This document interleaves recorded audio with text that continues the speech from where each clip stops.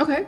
Well, good question. So I feel, for one, I allowed myself, I call it, to take the pressure off of things. Is for me, manifestation is something I realize that everyone at every point in time is always doing. We just don't realize it. Manifestation really is just the way that you think and you believe in your mind.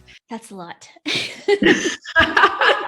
Well, and we can break this down as small as you want. In terms of your everyday living and your everyday ways of doing life, you are always manifesting, because it just means you are calling into or calling away from, because manifestation isn't just about getting. Sometimes it's pushing, and it's intentional. Sometimes we don't want certain things in our life. And so it's an ebb and flow. It's a very basis of human consciousness in terms of polarity. When we step back and we see ourselves as an individual of how do I feel, how do I think, and then what do I want? And is what you're wanting something you think you need to have in order to become something? Or is it something that you actually desire just simply because you feel it and you know it to be true? So one thing I've done with people is the parking spot method, which is where you maybe show up to a really big superstore or a department store and it's really crowded, and you just focus in your mind that you know without a doubt somebody's backing out, and you'll be able to get a really close spot up in the front. But a funny story is with a client, this was maybe like 5 years ago.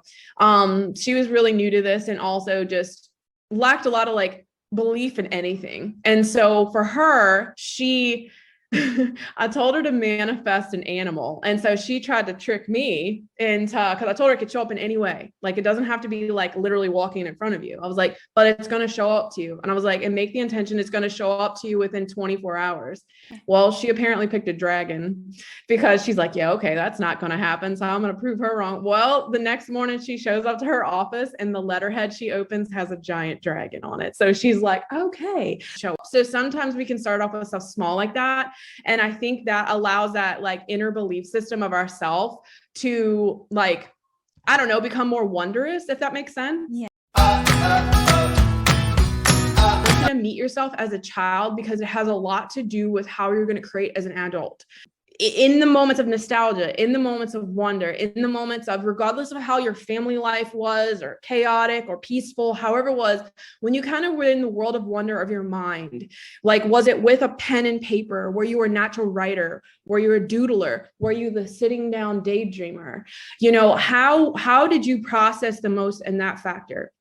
So if you were more of the brain, create this wonder world, you'll probably do really wonderful creating visual in your mind, closing your eyes, picturing yourself being that thing, having that thing. If you were the physical creator, I find vision boards work really well for you. And then the next one would be, if you're the natural writer, most people are going to be able to write. Reality, though, is all of these things, though, you can write, you can post, you can paste, you can do, but you have to really feel it inside of yourself. I call it manifest within reach. It's really great when somebody comes to me and they're like, oh, I want to have a 6-figure year. And I'm like, I think that's amazing. So what are you currently making? And then they'll tell me. And if it's a business oriented and they're not making any money at all, I'm like, hey, why don't we start manifesting? I call it within reach. So how about we just start off? I know it's not really big, but let's start off with $100. And then they're like, oh, just $100. I'm like, let's see if you can pull that off by the end of the week. Or maybe, you really want to challenge yourself. Let's see within the next 24 hours, can you magically, without plan, get a check in the mail, have a person hey, I would like this. And it just so happens to cost $100. When you just relinquish and surrender, which some people have the natural ability to do, they're natural manifestors. They're the ones that are bringing in the crazy launches and the crazy stuff on a Tuesday, because they just said that they wanted it and it's there. But the rest of us have a little bit more mindset work to do. There's no program, there's no course, there's nothing that will ever give you the answer other than yourself. And it's conflicting. And this is where it's really, manifestation is so conflicting, is because they tell you, in terms of dress for the position that you want, not the one that you have. But then at the same time, you might feel like a complete doofus if you show up in a suit when nobody wears suits, Yeah. Yeah, and then what does that mean? You might be so uncomfortable in your body that day that you can't even make eye contact with someone. Like you're just like wanting to rip the clothes off, or you're on the brink of tears all day because you are so uncomfortable in your body. Nothing's going to come good your way. You're going to probably actually have a really shit day, like coffee spills, lock yourself out the car, flat tire. Like those are the days when one thing after another, you're manifesting it. It's like you're focused on the negative and the universe is like, oh, ding, order in, we delivered. And you're like, why me? So you're like, oh, like, F it, I surrender. Okay. Like, and the word surrender, yeah, it feels like you're giving up. You're not, you're surrendering to the moment. Here's what it is. And so you also can use surrender in a positive manner. Most, again, those that I serve are on the negative term, pessimistic, natural pessimist. So it's more of like, oh, okay, fine, I surrender. Well, there's the opposite of I surrender. I allow you to speak through me. I believe in you so deeply, like universe, God, whatever, creator, that you are conspiring in my favor. Like you are me, I am you, like we create. And when people get to that level of manifestation, that is when they're having like just crazy things happen, book deals, people show up and all the stuff, but they also believe it in themselves. Like they know without an inkling of doubt that they are that person. That's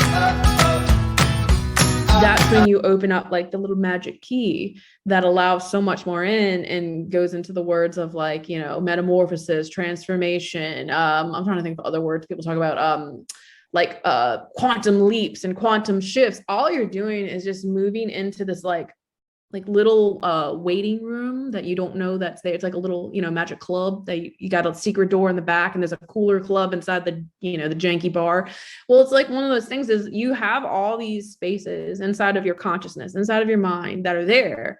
And if you let it be magic, you let it be wondrous, and you let it be a game, and you allow yourself to meet yourself where you are. So you have to understand, if you're a pessimistic person that believes like the world is shit and money doesn't grow on trees and it's evil, you're not manifesting money anytime soon. You're just not. So let's take something else. And what is something that does feel good in your life?